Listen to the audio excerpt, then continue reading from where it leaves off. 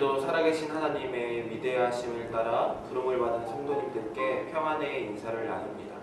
오늘도 우리에게 힘이 되고 능력이 되는 하나님의 말씀을 함께 나누어 보고자 합니다. 오늘 나눌 하나님의 말씀은 이사야 37장 1절에서 20절까지의 말씀인데 너무 긴 말씀이어서 제가 14절부터 20절까지의 말씀만 읽도록 하겠습니다. 제가 읽겠습니다. 히스기야가 그 사자들의 손에서 글을 받아보고 여호와의 전에 올라가서 그 글을 여호와 앞에 펴놓고 여호와께 기도하여 이르되 그룹 사이에 계신 이스라엘 하나님 만군의 여호와 주는 천하 만국의 유일하신 하나님이시라. 주께서 천지를 만드셨나이다. 여호와여 귀를 기울여 들으시옵소서. 여호와여 눈을 뜨고 보시옵소서. 사내립이 사람을 보내어 살아계시는 하나님을 회방한 모든 말을 들으시옵소서. 여호와여 아수르 왕들이 과연 열국과 그들의 땅을 황폐하게 하였고 그들의 신들을 불에 던졌사오나 그들은 신이 아니라 사람의 손으로 만든 것일 뿐이요 나무와 돌이라. 그러므로 멸망을 당하였나이다.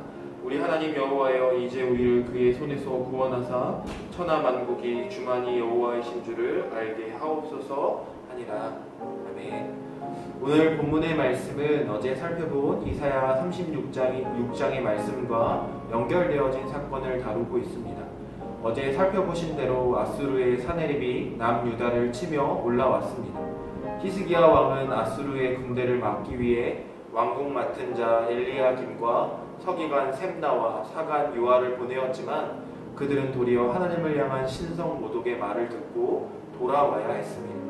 오늘 본문의 말씀은 사내립의 군대장관 랍사게의 말을 듣고 돌아온 대신들의 말을 히스기야 왕이 듣고 난 뒤의 반응으로 시작하고 있습니다. 히스기야와 남유다는 풍전등화와 같은 위기에 놓였습니다. 랍사게의 오만불손함은 그가 가진 힘과 능력을 보여주는 행동이기도 하였습니다. 거대한 위기 앞에서 아무것도 할 수 있는 것이 없는 그때에 히스기야는 여호와의 전으로 달려갔습니다. 자신의 옷을 찢고 굵은 베옷을 입고 하나님께 묻습니다. 신하들을 선지자 이사야에게 보내 기도를 부탁하였습니다. 이사야의 이런 행동은 전적인 회개의 표시였습니다. 열왕기와 18장에 보면 남유다는 한때 반아수르 동맹에 참여하여 애굽의 손을 의지하기도 하였고 위기를 모면하고자 아수르 왕에게 굴욕적으로 조공을 바친 일도 있었습니다. 그러나 그 모든 것들이 다 허사였습니다. 히스기야는 비로소 진정으로 붙들어야 할 것이 무엇인지를 깨달은 것입니다. 그래서 그는 옷을 찢고 굵은 베옷을 입었습니다. 이것은 그가 이 상황이 하나님의 징계라고 인식하고 있음을 보여주는 것입니다. 지난날 남유다와 자신이 하나님을 의지하지 않고 헛된 것들을 붙잡았던 것을 깨닫고 그 죄를 하나님 앞에 내려놓으며 회개하는 것입니다. 이제야 그는 유다의 진정한 왕인 하나님께로 나아갔습니다. 거대한 위기의 상황 앞에서 그는 진실로 의지해야 할 것이 무엇인지를 깨달았던 것입니다. 하나님께서 히스기야 왕의 기도를 들으셨던 것일까요? 선지자 이사야를 찾아갔던 신하들이 이사야를 통해 하나님의 말씀을 들었습니다. 이사야는 두려워 말라는 메시지와 함께 사내립과 그 군대가 아수르로 돌아가 죽게 될 것이라는 예언의 말씀을 전해 주었습니다. 간절한 왕의 기도가 응답되어진 듯 보여집니다. 그런데 얼마 후 다시 사내립의 편지가 히스기야 왕궁으로 전해졌습니다. 오만한 아수르의 왕이 보낸 편지의 내용은 간단합니다. 항복하라는 것입니다. 그가 얼마나 오만한지 내가 멸망시킨 나라들의 신들조차도 그 나라를 지키지 못하였는데 하물며 너희가 믿는 하나님이 너희를 지킬 수 있겠느냐는 참담한 말을 보낸 것입니다. 사실 사내립이 이런 편지를 보낸 것은 본문 8절과 9절을 보면 알 수 있습니다. 사내립이 림나를 공격하던 중에 오늘날의 에티오피아에 해당하는 구스 왕 다르하가가 아수르를 치기 위해 올라온다는 소식을 들었기 때문입니다. 사내립은 혹여 히스기야가 구스 왕 다르하가의 참전 소식을 듣고 새롭게 힘을 얻어 그들과 함께 아수르에 저항하게 될지도 모른다고 우려한 것입니다. 왜냐하면 이제 예루살렘만 정복하면 남유다의 정복이 완성되는 시점이었는데 구스의 갑작스러운 개입으로 정복에 제동이 걸렸기 때문입니다. 따라서 아수르왕 사네립의 입장에서는 히스기야를 완벽하게 누르고 예상치 못한 변수를 막아내고자 한 것입니다. 상황이 어찌되었든 이 편지는 히스기야의 심중에 큰 부담을 주는 편지임이 분명하였습니다. 조롱이 가득한 항복 강요 문서를 받아야 했으니 말입니다. 한편으로는 하나님이 의심되지는 않았을까요? 얼마 전까지 이사야 선지자로부터 강력한 희망의 메시지를 받아들었는데 그와는 다른 결과를 받아야 했으니 말입니다. 그런데 그때 히스기야는 사네립의 편지를 들고 다시 성전으로 올라갔습니다. 그리고 다시 전신전력을 다하여서 하나님께 기도하기 시작하였습니다. 그는 하나님을 끝까지 신뢰한 것입니다.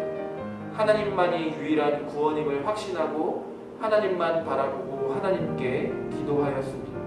16절부터 20절까지의 히스기야의 기도에는 그가 가진 견고한 신앙과 하나님을 향한 신뢰의 고백이 담겨 있습니다. 거대한 위기의 상황 앞에서도 히스기야는 자신이 믿고 있는 하나님을 향한 신뢰를 저버리지 않습니다. 요즘의 현실을 보면 앞이 보이지 않을 만큼 캄캄한 듯 싶습니다. 언약의 하나님의 말씀을 의지하지만 히스기야가 마주해야 했던 것처럼 여전히 이해되지 않는 답답한 현실이 성난 파도와 같이 밀려오는 듯합니다. 그러나 이러한 때에도 우리가 잊지 말아야 할 것은 하나님은 여전히 하나님이라는 사실입니다. 히스기야는 분명히 고백합니다. 16절 말씀입니다.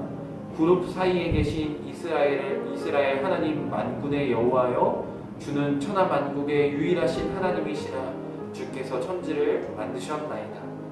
어두운 현실과 거대한 현실의 벽이 우리를 막고 있지만 천지를 창조하시고 온 세상의 주인 되시는 하나님을 두고는 아무것도 아님을 깨닫게 되어야 됩니다. 하나님은 여전히 하나님이시기 때문입니다.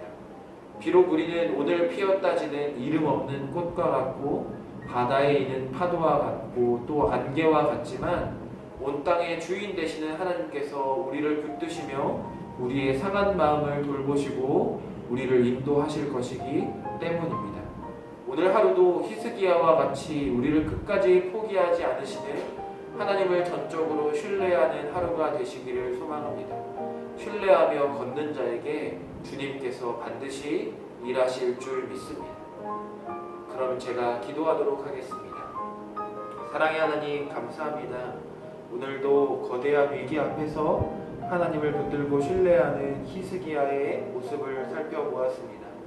하나님, 우리가 히스기야와 같이 하나님 우리 앞에 놓여진 문제와 상황들 앞에서 잠잠하게 기도하는 자들 되게 하시고 하나님 전심을 다해서 끝까지 주님을 신뢰하고 하나님 주님을 바라보는 자들 되게 하여 주시옵소서. 하나님 어떠한 상황 가운데서도 하나님을 향한 시선을 놓지 않게 하시고 하나님을 붙들며 그 마음에 평안함이 가득한 그래서 평강의 평강으로 그 심지가 견고한 자가 되게 하여 주시옵소서. 오늘도 주의 말씀을 간절하게 붙들고 나아갑니다. 감사드리며 예수님의 이름으로 기도드렸습니다. 아멘. 오늘 말씀과 함께 기도할 수 있는데 라는 찬양을 불러보시면 좋겠습니다. 우리가 기도해야 하는 이유는 하나입니다. 우리의 기도의 대상이신 하나님을 전적으로 신뢰하기 때문입니다. 우리의 기도를 들으시는 하나님께서 온 땅의 주인이시기 때문입니다. 거대한 위기의 때에 여호와 하나님을 신뢰함으로 여호와의 전에 올라 여호와께 무릎을 꿇어 기도하였던 히스기야를 기억하시며 닥쳐진 위기와 난제들 앞에서 동일하게 하나님을 신뢰하며 기도하는 성도님들이 되시기를 간절히 소망합니다. 그럼 오늘도 하나님을 전적으로 신뢰하는 하루가 되시기를 바랍니다.